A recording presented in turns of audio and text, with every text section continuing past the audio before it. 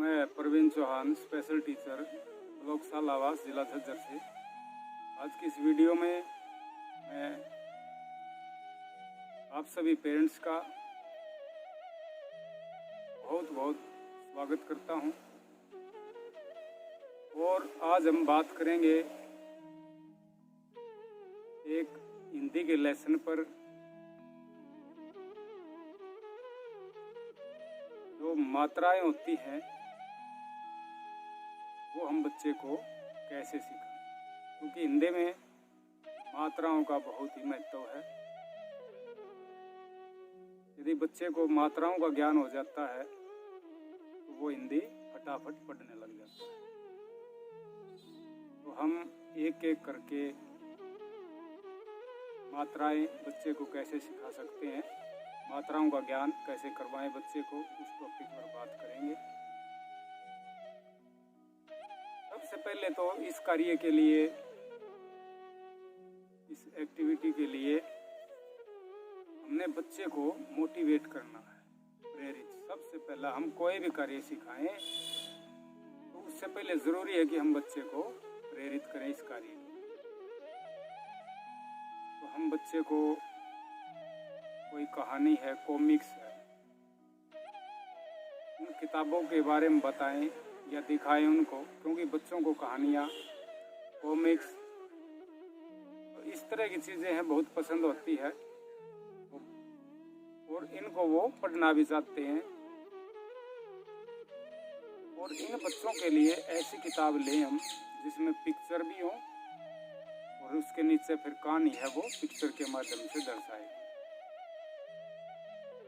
तो हमारे दिव्यांग बच्चे हैं, जैसे पिक्चर को देखेंगे और जो कुछ एक्टिविटी उस पिक्चर में, उस कहानी के माध्यम से घटित हो रही है, तो वो उसको जानने की कोशिश भी करें। तो इस प्रकार हम उन बच्चों को प्रेरित कर सकते हैं, मोटिवेशन उनको दे सकते हैं कि आप यदि इन मात्राओं का ज्ञान कर लेते हैं, मात्राएं यदि आप सीख जाते हैं, तो ये जो इस कहानी में पिक्चर के नीचे जो कुछ लिखा है अपने आप पढ़ सकते हो।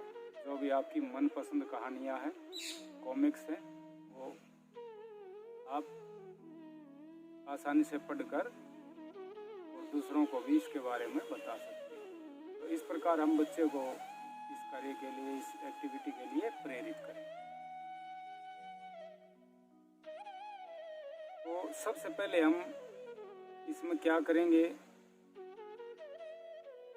एक हम मात्राओं का चार्ट है, जितनी भी हमारी मात्राएं हैं, जैसे आ की मात्रा, छोटी ई की मात्रा, बड़ी ई की मात्रा, छोटा ऊ की मात्रा, बड़ा ऊ की मात्रा, ए की मात्रा, आई की, ओ की, आओ की। तो ये जितनी भी मात्राएं हैं इनका एक हम चार्ट बच्चे को दिखाएं और मौखिक रूप से, इशारे से उन मात्राओं का ज्ञान एक एक के बारे में डिटेल से हम बताते हैं कि किस प्रकार से ये मात्रा की बनावट है। जैसे कोई भी हम वर्ड लेते हैं,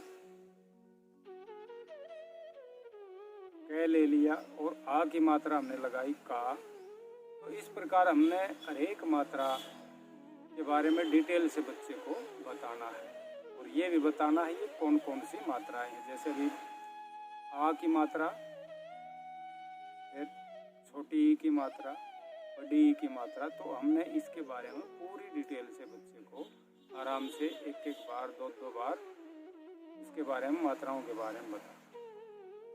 फिर हमने, हमारा दिव्यांग बच्चा है, उसको हो सकता बनावट में दिक्कत हो, तो समझ में ना आए, तो उसके लिए ज़रूरी है कि हम वो इस्तेमाल कर सकते हैं उसके लिए अलग से मटेरियल। जैसे उबरमा, हम कोई मात्राएं हैं वो उबरमा कागज़ पर, गत्ते पर किसी प्रकार मिट्टी के माध्यम से मिट्टी ले सकते हैं, उसमें उंगली फेर कर, तो वो हम महसूस भी करवाएं कि ये मात्राओं की बनावट इस प्रकार से, साथ साथ में आ की मात्रा, छोटी ई की मात्रा, बड़ी ई की मात्रा, इस प्रकार हम धीरे धीरे बच्चे को बताते जाएं। बनावट के बाद में हम क्या करें, हमने पहले बच्चे को वो मात्राएं हैं उनकी पहचान बच्चे को हो जाए, उसके दिमाग में ये बातें स्टोर हो जाए, मात्राएं अच्छी प्रकार से वो पहचान करने लग जाए। तो उसके लिए हमने क्या करना पड़ेगा कि एक एक मात्रा का ज्ञान हम करवाएं। फ्लैश कार्ड लें, फ्लैश कार्ड पर हम एक मात्रा, जैसे आ की मात्रा है, उसके बारे में बच्चे को बताएं, ये आ की मात्रा है। फिर हम इसको मल्टीपल चॉइस के अंदर ये हम करवाएंगे, क्योंकि मल्टीपल चॉइस के अंदर बच्चा है वो जल्दी सीख पाएगा। तो हम इसमें मल्टीपल जो चॉइस है उसका सहयोग, उसका साथ इस एक्टिविटी के साथ करके फिर बच्चे को सिखाएंगे। तो हमने फ्लैश कार्ड पर आ की जो मात्रा है वो लिख दी और बच्चे को पता है कि ये आ की मात्रा ऐसे लिखते हैं इसको। फिर हमने एक कार्ड दूसरा लिया, उस पर कोई और मात्रा है या कोई भी वर्ड लिखा हुआ ऐसे ही, द लिख दिया, द लिख दिया, कुछ भी लिख दिया। तो उन दोनों में से हमने बच्चे से पूछना है कि किस कार्ड पर आ की मात्रा लिखी। बच्चा उठा करके देगा। यदि बच्चा नहीं उठा पाता तो हम थोड़ा सा उसकी मदद के लिए इशारा भी कर सकते हैं, मौखिक भी बता सकते हैं, थोड़ा सा इशारा करके। तो इस प्रकार बच्चा जो आ की मात्रा वाला कार्ड है उसको उठाकर रखेगा, एक साइड में बताएगा कि ये। फिर हम 3 चॉइस में आ की मात्रा 3 कार्ड लिए और उस पर एक पर आ की मात्रा लिखी है। जो 2 कार्ड है उस पर कुछ भी अक्षर है, वर्ड है, वो लिख सकते हैं। तो फिर हम बच्चे से कहें कि आप बताएं इसमें तीनों कार्डों में से आ की मात्रा किस पर लिखी। तो फिर बच्चा आ की मात्रा वाला कार्ड उठाकर देगा। फिर हम 4 चॉइस में 4 कार्ड लें, इसी प्रकार ये एक्टिविटी करवाए। 5 में लें। जब बच्चे को बिल्कुल सही इसकी पहचान हो जाए तब हमने इसको एक्टिविटी को बंद करना। फिर हमने इसी प्रकार जो ई की मात्रा है उसको भी इसी प्रकार से हमने लेना है, मल्टीपल चॉइस में। पहले 1 कार्ड के साथ, फिर 2 के साथ, फिर 3 के साथ, फिर 4, 5, जब तक बच्चा अच्छी प्रकार ने सीख पाए तब तक हम मल्टीपल चॉइस है वो करवाते रहे। तो जितनी भी मात्राएं हैं हम फ्लैश कार्ड के माध्यम से, मैचिंग के माध्यम से भी करवा सकते हैं। इस कार्य के लिए यदि हम फ्लैश कार्ड यूज करते हैं अलग अलग, तो बच्चे के लिए सीखने में, हमारे दिव्यांग बच्चे के लिए और भी आसान हो जाएगा। क्योंकि कॉपी पर लिखते हैं तो ये एक दिव्यांग बच्चे के लिए मैचिंग करना थोड़ा सा मुश्किल हो जाएगा। इसलिए हम जो भी वर्ड लिखते हैं या अक्षर लिखते हैं वो फ्लैश कार्ड पर लिखें। अब बच्चे को ये कहें कि जो आ की मात्रा वाले जितने भी अक्षर हैं वो आप इन फ्लैश कार्डों से उठाकर, जो फ्लैश कार्ड टीचर ने दिया है या आपने दिया है अभिभावकगण ने, इस जैसी मात्रा के और कितने अक्षर हैं यहाँ पर जहाँ पर आ की मात्रा लगी है वो उठाकर इसके पास रखें। बच्चा है देखेगा कि आ की मात्रा इस पर लगी है तो वो फ्लैश कार्ड उठाकर एक साथ रखें। जहाँ पर बच्चे को दिक्कत आती है थोड़ी बहुत भी, तो हम उस बच्चे की सहायता करते रहें, बीच बीच में इशारा करें, ये नहीं वो हाँ ये है। तो ये नहीं कि हम बार बार इशारा करें, बार बार बच्चे की मदद करें। जहाँ भी ये लगे कि हाँ ये बच्चा यहाँ इसको रुकावट इस कार्य में आती है या इस बच्चे को पता नहीं चल रहा, तो हम थोड़ा सा हिंट बच्चे को दें। मैचिंग बच्चे ने की। ये एक्टिविटी हम कई बार करवाएं। एक मात्रा जैसे आ की थी, उसकी मैचिंग अन्य अक्षरों के साथ कई बार ये हमने मैचिंग करवा दी। उसके बाद हम अगली मात्रा छोटी ई की मात्रा है वो हम ले लें, फिर उसकी भी हम मैचिंग करवाएं। एक फ्लैश कार्ड पर एक वर्ड हमने लिखा, उस पर छोटी ई की मात्रा लगा करके दिखाई कि ये छोटी की मात्रा है, क है छोटी की मात्रा, तो क्या बना की। तो इसी प्रकार आपने जो आपके सामने फ्लैश कार्ड रखे हैं और उन पर जो अक्षर लिखे हुए हैं उनमें किस किस अक्षर के साथ छोटी ई की मात्रा लगी है वो फ्लैश कार्ड उठाकर इनके साथ रखें। तो बच्चा वो फ्लैश कार्ड छोटी ई की मात्रा के सभी उठा करके एक साथ रखें। तो इस प्रकार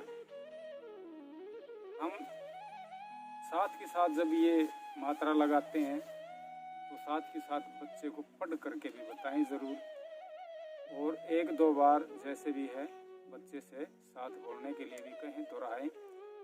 क छोटी की मात्रा की, एक जैसे हमने मात्रा लगाई थी, आ की मात्रा आ, क लगाई का, मैं का लगाई माँ। इस प्रकार से हम साथ के साथ बताते रहें, मैचिंग करवाते रहें और मल्टीपल चॉइस में भी करवाएं, तब भी हम मात्रा को बीच बीच में दोहराते रहें। तो इस प्रकार जो अन्य मात्राएं बच जाती हैं उनकी भी हम मैचिंग इसी प्रकार से करवाते रहें, और जब तक बच्चे को इनका पूर्ण ज्ञान नहीं हो जाता ये कार्य हमें बार बार करवाना पड़ेगा। जब बच्चे को मात्राओं का पूर्ण ज्ञान हो जाता है तो फिर हमने बच्चे का जनरलाइजेशन, सामान्यीकरण करवाना होता है।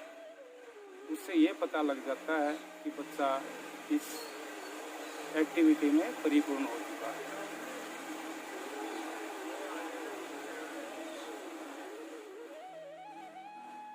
इसके लिए हमने जैसे बच्चे को कोई भी स्थिति भी, जैसे साधारण मात्राओं वाले शब्द बोर्ड, नोटबुक, चार्ट आदि पर लिखे जाने पर बच्चे द्वारा पढ़ना, या कहीं पर बाहर बस स्टैंड पर या हमारे घर के बाहर कोई दुकान है वहाँ पर कोई भी दुकान का नाम लिखा है तो वो बच्चे से हम कहें कि आप इसको पढ़ें, या बच्चा खुद पढ़े, तब वो इन कार्यों में सफल माना जाएगा यदि वो अच्छी प्रकार से पढ़ पाता है, तो उसका जनरलाइजेशन हो जाता है। तो ये कार्य बहुत ही ज़रूरी है कि हम बच्चे का जब कोई भी एक्टिविटी सिखाते हैं उसको दूसरी परिस्थितियों में जा करके उस कार्य को हम करवाएं। जब दूसरी परिस्थिति में हमने अपने घर पर सिखा दिया, किताब के माध्यम से सिखा दिया, फ्लैश कार्ड के माध्यम से सिखाया, एक विशेष परिस्थिति में हमने वो कार्य बच्चे को सिखाया है, लेकिन अब जब हम किसी दूसरी परिस्थिति में बच्चे को ले जाकर वो कार्य करने के लिए कहते हैं और बच्चा उस कार्य को सही प्रकार से करता है तो उसका सामान्यीकरण, जनरलाइजेशन हो जाता है। तो इस प्रकार बच्चे को मात्राओं का ज्ञान हो जाता है। तो जहाँ पर भी इस कार्य में बच्चे को ज़रूरत पड़ती है किसी प्रकार की सहायता की, तो हमने वो बच्चे की सहायता करनी है। और ये एक्टिविटी हम बार बार करवाएंगे जब तक कि बच्चे को मात्राओं का ज्ञान पूर्ण रूप से नहीं हो जाता। और जहाँ पर भी हमने बच्चे को physical prompt, verbal prompt, gesture prompt ये चीज़ें बच्चे के लिए हमने प्रयोग किए, तो हमने धीरे धीरे उसको ऐड भी करना है, धीरे धीरे कम करते जाना ताकि बच्चा किसी पर आश्रित ना हो। और जहाँ पर भी बच्चा अच्छा कार्य करता है तो उसके लिए हमने बच्चे को सोशल रिवार्ड देते रहना है। सोशल रिवार्ड में हम बच्चे को चॉकलेट, खाने की चीज़ें ये नहीं दें, क्योंकि यदि हम कोई भी काम करवाते हैं, बच्चा अच्छा कार्य करता है, तो यदि उसके लिए हम ऐसी चीज़ें देते हैं तो बच्चे की आदत है वो ख़राब हो जाती है। इसलिए हम वो ऐसी चीज़ें रिवार्ड में दें, शाबाशी, वेरी गुड, एक्सीलेंट, ताकि इनमें कुछ खर्च भी ना हो, बच्चे की आदत भी खराब ना हो, या फिर वो चीज़ हम सोशल रिवार्ड में दें जो बच्चा खेलना पसंद करता है, वो एक्टिविटी बच्चे को हम करने के लिए दें कि आप यदि ये कार्य अच्छा करते हैं तो हम आपको फिर ये एक्टिविटी करने देंगे, ये खेल खेलने देंगे। और इस कार्य में हम पीयर ग्रुप को, माता पिता को, सभी को शामिल कर सकते हैं और इस प्रकार से ये एक्टिविटी है सही प्रकार से होगी। तो आप सभी पेरेंट्स का मेरी तरफ से एक बार फिर धन्यवाद है। और कोई भी किसी प्रकार की समस्या होती है इस लेसन के बारे में या कोई और समस्या बच्चे के बारे में तो आप मेरे से संपर्क कर सकते हैं।